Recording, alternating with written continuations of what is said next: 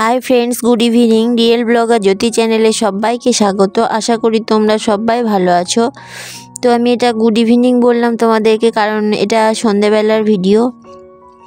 সন্ধেবেলা বলতে রাত্রের খাবার তৈরি করা হবে আজকে, লুচি আর কষা মাংস। তো তার জন্যই আমি আটাটাকে মাখিয়ে নিচ্ছি, আর তারপর আটাটাকে মাখিয়ে কিছুক্ষণ রেখে দেবো। তারপর মা লুচি ভাজবে। তো মাকে বলেছিলাম যে লুচি আর মাংস খাবো, তো তাই মা লুচি আর মাংস দুপুরে হয়েছিল, তো সেটাই আছে, তো সেটাই খাবো। তো প্লিজ তোমরা পুরো ভিডিওটি স্কিপ না করে তোমাদের কাছে দেখার অনুরোধ রইল, তোমরা দেখো। তো আমার আটাটা মাখা হয়ে গেছে, দিয়ে এখন ঢাকা দিয়ে কিছুক্ষণ রেখে দেবো। তারপর এখন মা লুচি ভাজছে।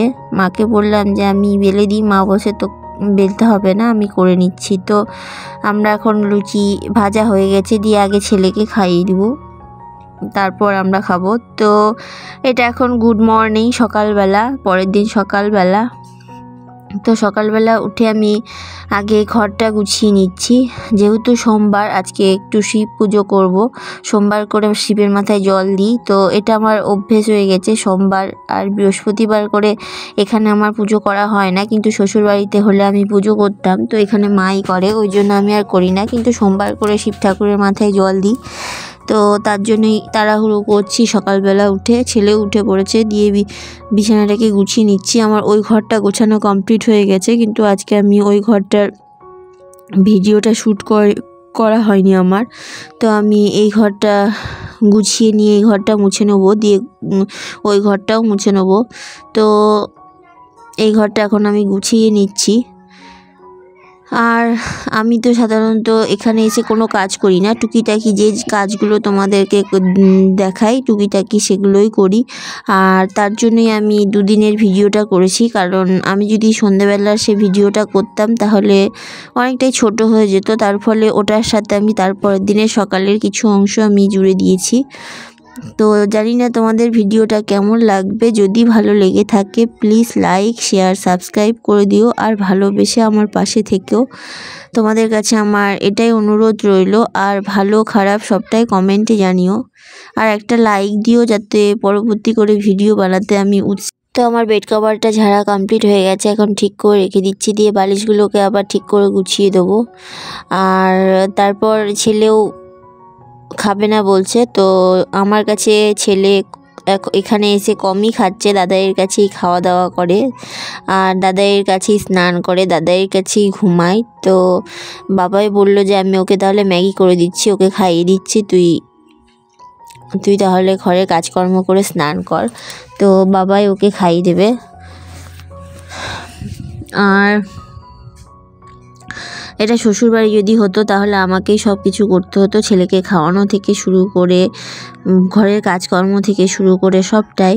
তো এখানে আমাকে কিছুই করতে হয় না, টুকিটাকি এইটুকুই করি, আর সব কিছুই মা করে, আর ছেলেকে পুরো বাবাই টানে। আর এখানে আমার মাকেই সব কিছু করতে হয়। মা ওই জন্য কিছু কিছু হেল্প করার জন্য আমি তাড়াতাড়ি ব্যস্ত হয়ে উঠি, যে মাকে একটু তাড়াতাড়ি করে হেল্প করতে পারবো, কিন্তু হয়ে ওঠে না, কারণ ছেলে আবার ব্যাঘাত ঘটায়। তো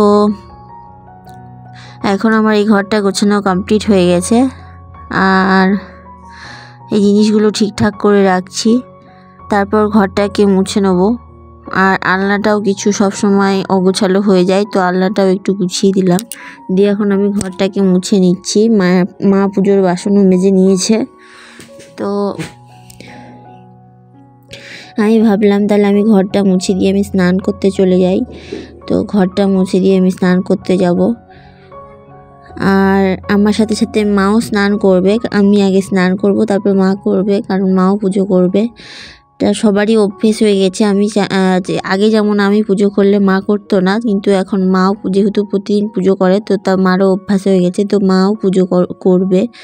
আর ছেলে দেখাতে এসছে, আমি স্নান সেরে চলে এলাম, দিয়ে একটু শীত পড়েছে বলে আমি এই উলের নাইটিটা পরলাম। তো ছেলে আমাকে দেখালো তার আঙুলে কি হয়েছে, কেটে গেছে। তো এখন একটু সিঁদুর পরে নিচ্ছি, নিয়ে তারপর চলে যাব আমি পুজোর একটু কাজকর্ম করতে, ঠাকুরের সিংহাসনটা একটু মুছে দেবো, আর দিয়ে শিব ঠাকুরের শিব ঠাকুর বসানো আছে যে বাটিটা সেটা একটু মেজে নেবো, আর শিব ঠাকুরের গলার সাপটা ত্রিশূলটা মেজে নেবো, নিয়ে তারপর এনে বসিয়ে দেব। আর তারপর একটু ঘি মধু গঙ্গা জল শিব ঠাকুরকে মাখিয়ে মাথায় একটু জল দেবো। তো আমার এখন মেজে আমি এগুলো পরিষ্কার করে নিয়ে চলে এসেছি, আর এদিকে থালাও রেডি করেছি ঠাকুরের জন্য। আর মা বাইরে আমাদের চণ্ডী ঘর বলে আছে, সেখানে মা ঠাকুর ঘর পরিষ্কার করছে। তো আমি ভাবলাম তাহলে আমি ঘরের পুজোটা করি, মা ততক্ষণ ওইটা পরিষ্কার করুক।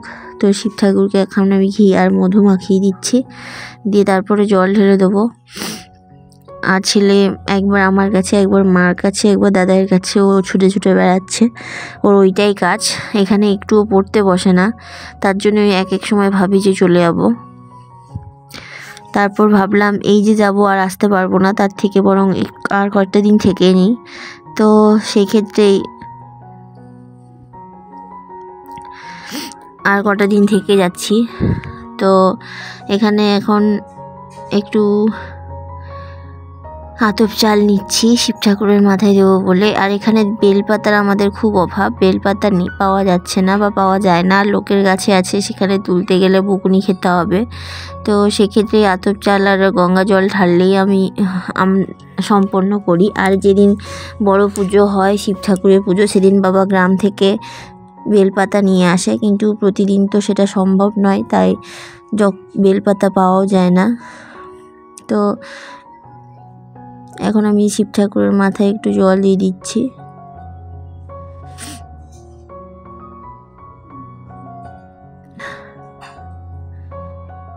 দিয়ে ঠাকুরের থালাতে একটুখানি মিষ্টি দেবো, নকুল দানা, মিষ্টি বলতে নকুল দানা দেবো। আর আজকে তেমন কিছুই দেবো না। তো এখন ফুল দিয়ে দিচ্ছি ঠাকুরকে। তো প্রতিদিন ভালো ভালো ফল মিষ্টি তো ভগবান জোটান না, যেদিন যা জোটান সেদিন তাই দিই। কোনো দিন নকুলদানা তো কোনো দিন ফল, এইরকম করেই চলে। তো এখন আগে গ্লাসগুলোতে জল দিয়ে নিলাম, দিয়ে নকুলদানা দিয়ে নেবো। তারপর ঘরে আমি ঠাকুরকে নিবেদন করে দেবো। আর মা ওই ঠাকুর ঘর পরিষ্কার করছে বাইরে, তো ওই ঠাকুর ঘরে মাকে বললাম যে তাহলে তুমি দিয়ে দিও। তো মা বাইরে ঠাকুর ঘরটা পরিষ্কার হয়ে গেছে অলরেডি, তাও আমি এদিকে জোগাড় করে দিলাম। তো এইদিকে এখন ধূপকাঠি নিয়ে নিচ্ছি আমি। আর একটা পুজো করতে গেলে প্রচুর জোগাড় জান্তি করতে হয়, তার ফলে একটু দেরি হয়। আর আমার এখানে এসে আমার ছেলে আরও আমাকে কোনো কিছু করতেও দেয় না, বলতে আমার সঙ্গে খেলাও করবে না, বিরক্ত করবে, কিন্তু কেউ করতেও দিতে চাইবে না। আর ওখানে হলেও বাড়িতে থাকলে ও অনেকটাই কথা শোনে, যতটা এখানে জেদ করে তার থেকে অনেকটাই ওখানে জেদ কম করে। এখানে দিদাই আর দাদাইয়ের জন্য ওর জেদটা বেশি বেড়ে যায়, ওর আদরে আদরে এত জেদ বেড়ে যায়। আর দেখে তো যে সে যখন যেটাই জেদ করে তখন সেটাই তার দিদাই আর দাদাই পূরণ করে, আর ওখানে তো সেটা হয় না। ফলে এখানে এসে যখন যেটা করতে বলছে তখন সেটাই তারা করছে। তো সেটা দেখে দেখে এমন ওর অভ্যেস হয়ে গেছে যে এখানে এসে ওর জেদ বেড়ে যায়। তো যখন যেটা করতে বলবে তখন সেটাই করতে হবে। আর বাড়িতে থাকলে যেহেতু কেউ কথা শুনি না বা করে দিই না, তো সেক্ষেত্রে একটু জেদটা কমই করে। তো আমার এখানে ঠাকুরকে জল মিষ্টি দেওয়া হয়ে গেছে, দিয়ে আমি এখন প্রদীপটা জ্বালিয়ে নিলাম, দিয়ে ধূপ দেখিয়ে দিচ্ছি, দিয়ে পুজো করে একটু প্রণাম করে নেবো।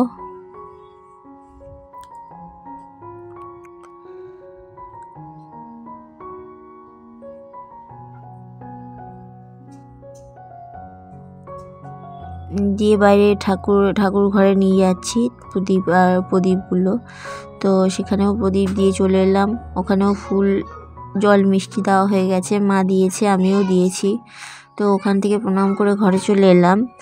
দিয়ে ওখানকার ভিডিওটা করা হয়নি, কারণ জায়গাটা খুব ছোট, ভিডিও করার জায়গা নেই। তো শাকটা এখন বাজিয়ে নিচ্ছি।